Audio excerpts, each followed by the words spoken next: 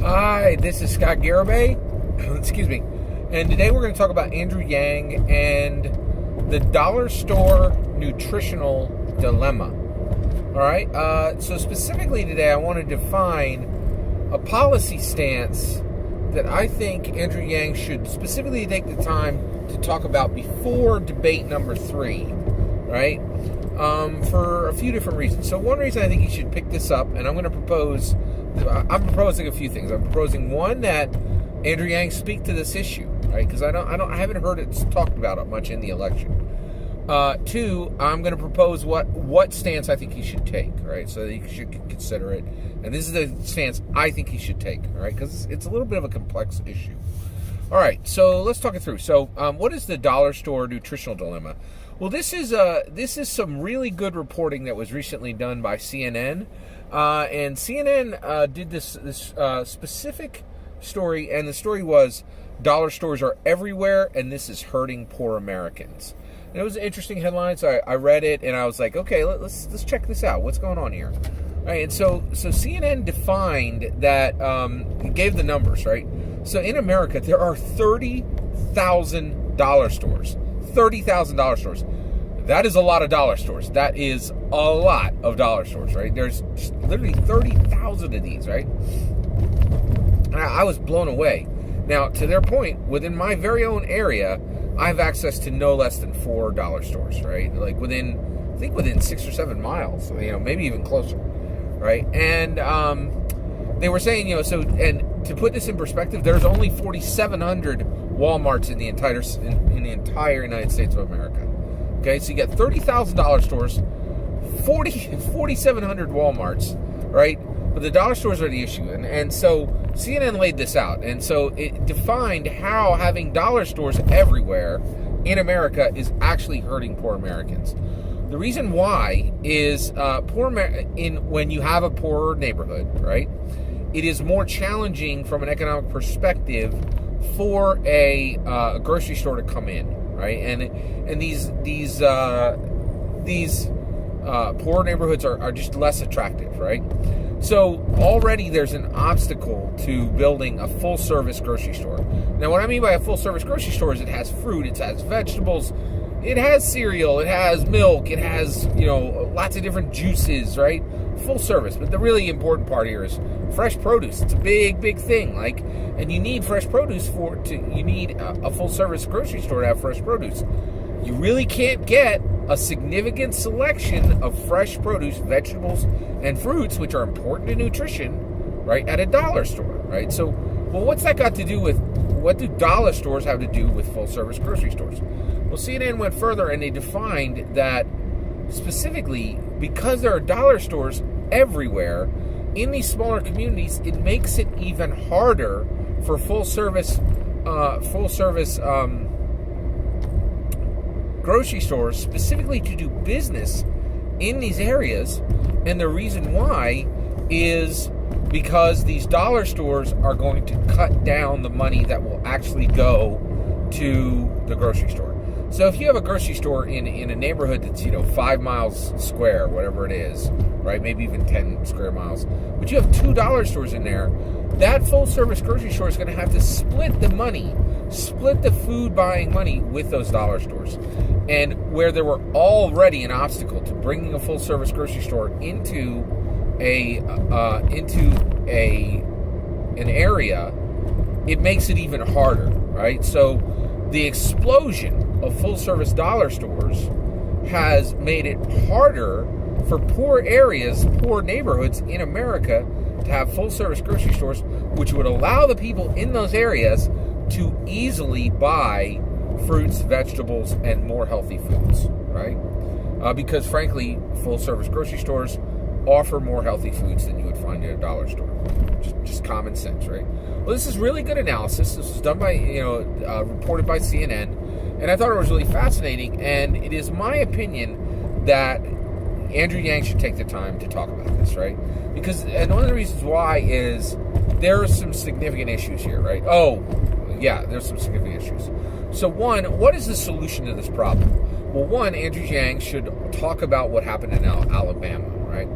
So Alabama saw this problem coming up, and Alabama actually passed legislation that would prohibit dollar stores from opening up closer than 1 mile away from each other, right? And so this is a law that's being set in the state of Alabama, which will help to solve this problem, right?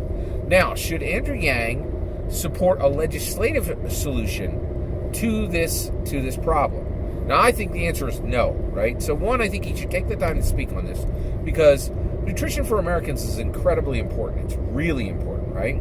So I think he should absolutely take the time to speak on this issue, but he should be against the legislation that Alabama recently put in. And the reason why is I think the Democrats are really struggling to see this, right? I see almost every single 2020 U.S. presidential primary Democrat candidate making the same mistake, going anti-industry, right? Anti-wealth, right? Now, this plays great with the Democrats. They love it. They eat it up, right? Eat it with a spoon, right? But the problem is, the Democrats have got to understand you're not going to win this election with Democrat votes.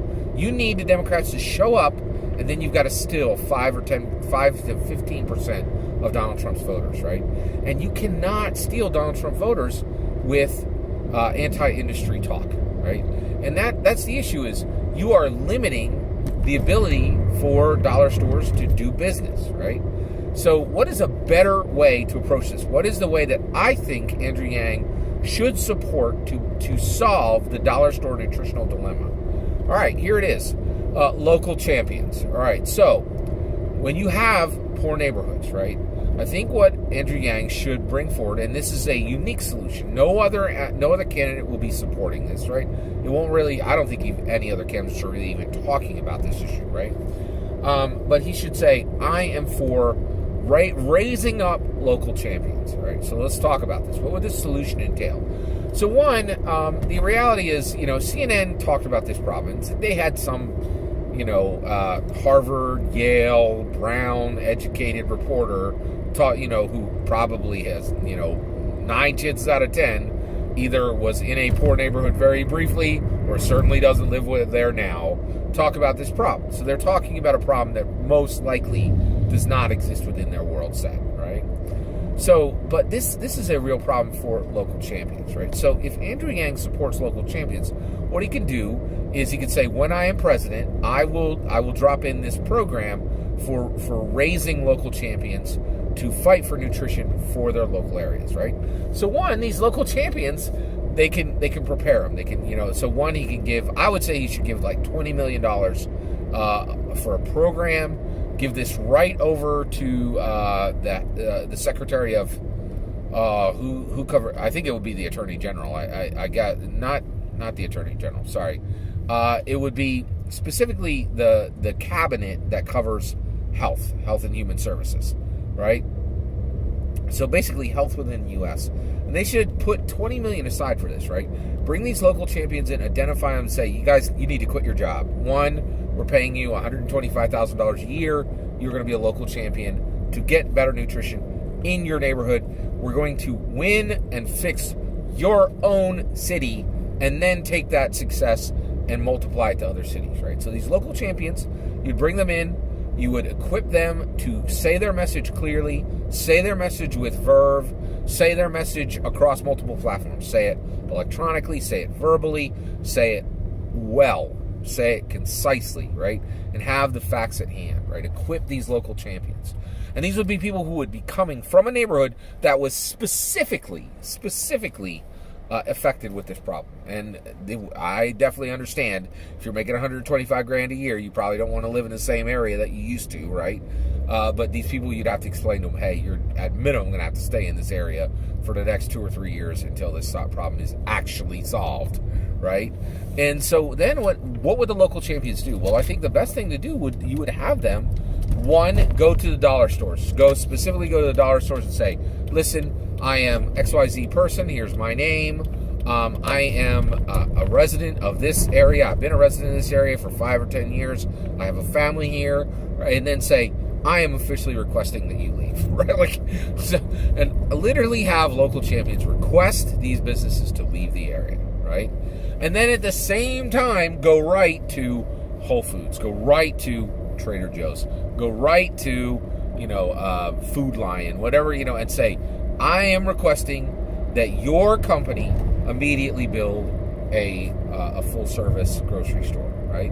And attack and literally request and make these requests very public, right? Put them on record, and then allow the organizations, allow the dollar stores, and allow the full service grocery stores, allow their answers to be public, and then iterate. Hey, this is a month out.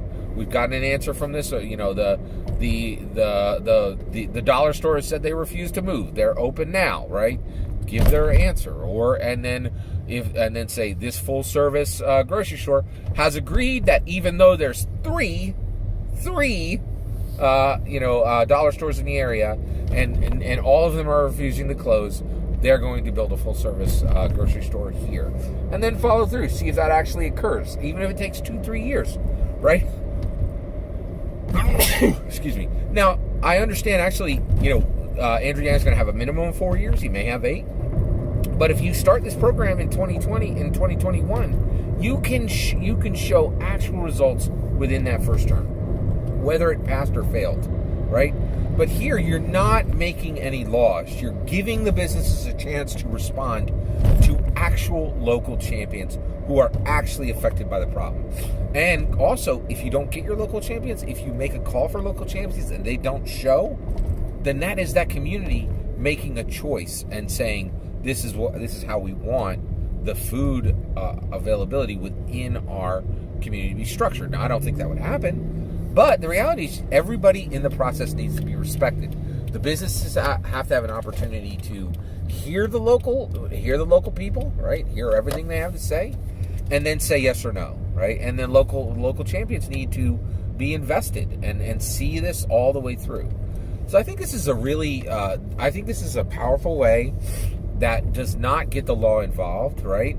And just allows American voices to be heard, right? And uses the power of the media for good, right? I think this is a much better model. I think this is the model that Andrew Yang. So one, he should talk about this. And one of the reasons why is there's just so much churn, and we hear about the same nonsense all the time from the media.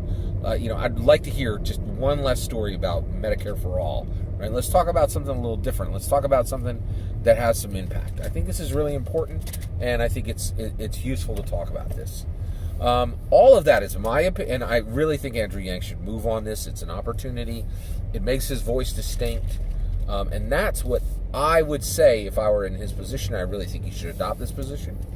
All that's my opinion. I'd love to hear your opinion on the subject. Please let me know in the comments below. Please consider liking and subscribing, and have a wonderful millennium.